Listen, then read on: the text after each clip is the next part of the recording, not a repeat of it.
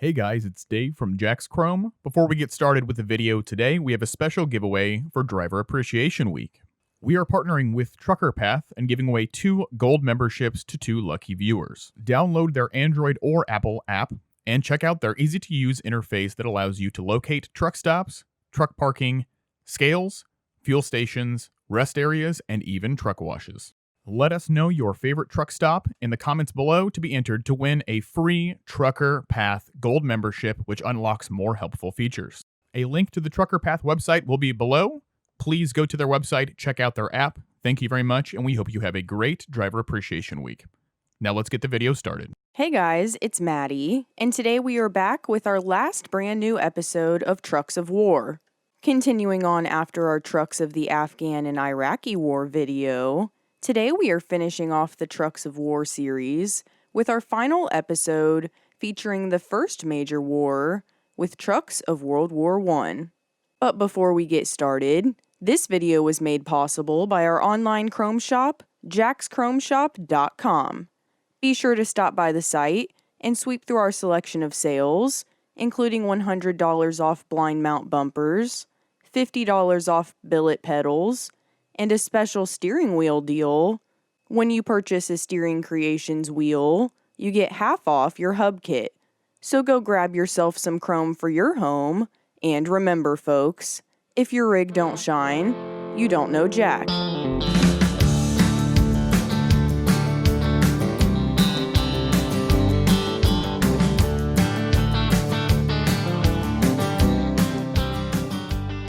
Exactly 1 month from the day Archduke Franz Ferdinand was assassinated in Bosnia, World War I began on July 28, 1914, as a great global war that was at the time described as the so-called War to End All Wars.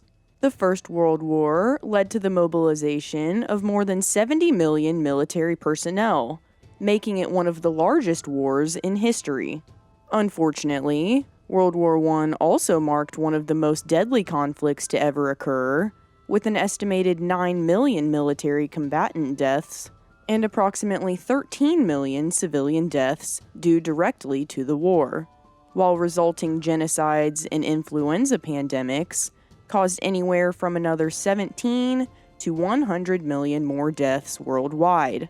Despite President Woodrow Wilson's best efforts to keep the U.S. out of the dreaded World War, finally, after almost 3 years, and a subsequent attack and sinking of several American ships, on April 6, 1917, the Americans officially entered World War I. Although America had already been supplying many war materials to allies, trained American forces did not begin arriving at the forefront of the fight until mid-1918. Trucks also took off towards the latter part of the war, despite their existence prior, starting with the first official standardized military model ever, the Class B Liberty truck. The Liberty truck was designed and developed by the motor transport sector of the Quartermaster Corps, with some help from the Society of Automotive Engineers in 1917. Following the first 2 successful prototypes, only 69 days after its original development, the design was finalized by mid-1917 and put into production beginning in January of 1918.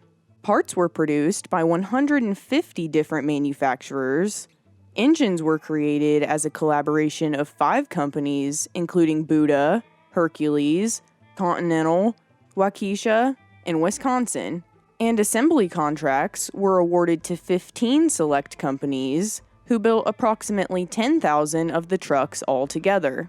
Class B Liberty trucks were being built all across the country by companies like Gramm-Bernstein, Bethlehem, Brockway, Diamond T, Indiana, Packard, Pierce Arrow, Republic, Sterling, and several others, who all came together in an effort to create a truck built to help standardize the parts catalog and utilize the best, most heavy-duty truck technologies available at the time.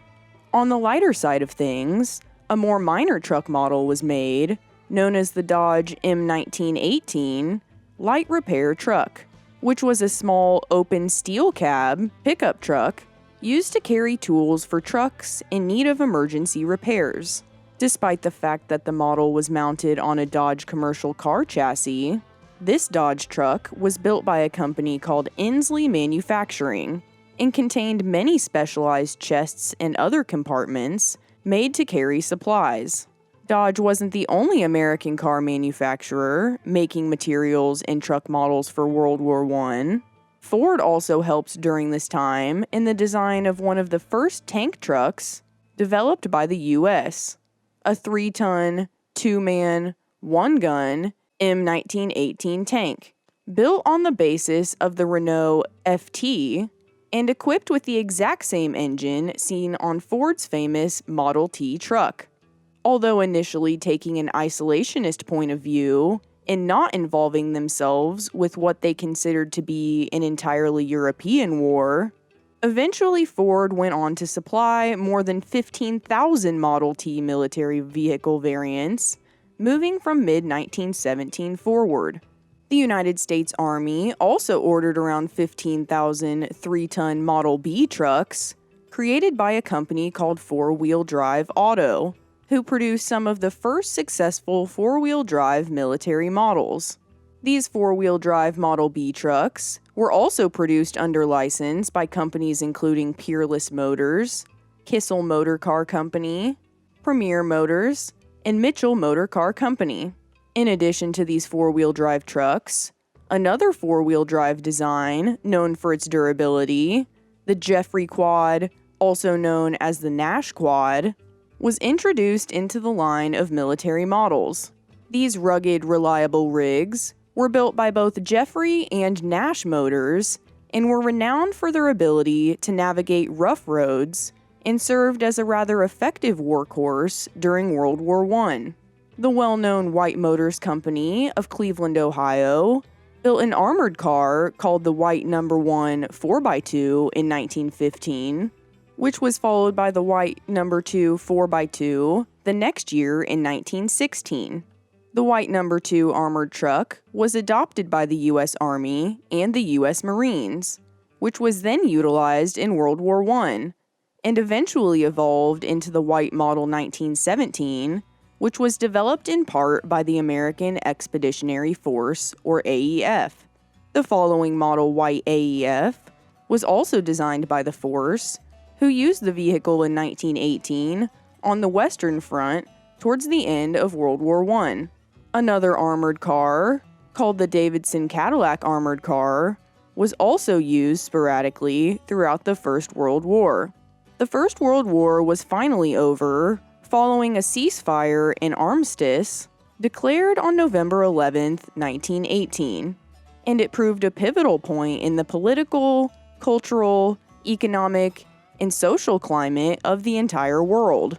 In addition to moving the whole world forward with more trucks and manufacturing technologies, World War I also sparked a series of treaties to be signed by the Big Four, including Britain, France, Italy, and the US, at the 1919 Paris Peace Conference, including the very well-known Treaty of Versailles that officially brought the war to its end and promoted peace between Germany and the Allied powers.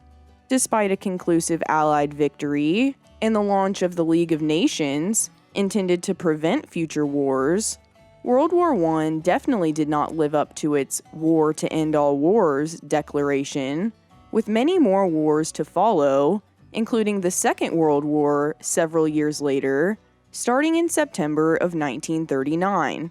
Lots of lessons were learned both mechanically and strategically speaking during this time, with huge strides made in trucks and their manufacturing that eventually led to the evolution of even more makes and models to be made in the future.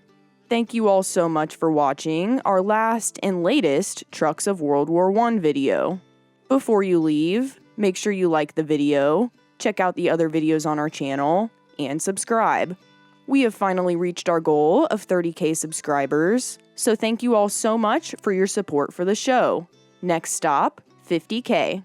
If you have any questions, comments, concerns, or anything else you'd like to talk to us about, Please be sure to tune into our live podcast, The Chrome Corner, Wednesdays at 12 p.m. noon Eastern Standard Time, and discuss all things Chrome with our host, Dave Coleman. If you'd like to stay up to date with the new projects we have coming, please follow us at Jack's Chrome Show on Facebook, Twitter, and Instagram. Be sure to buy your big rig the best chrome for your home with some sweet stainless sales on our website at jackschromeshop.com. Thanks for watching. We'll see you next week. And remember, folks, if your rig don't shine, you don't know Jack.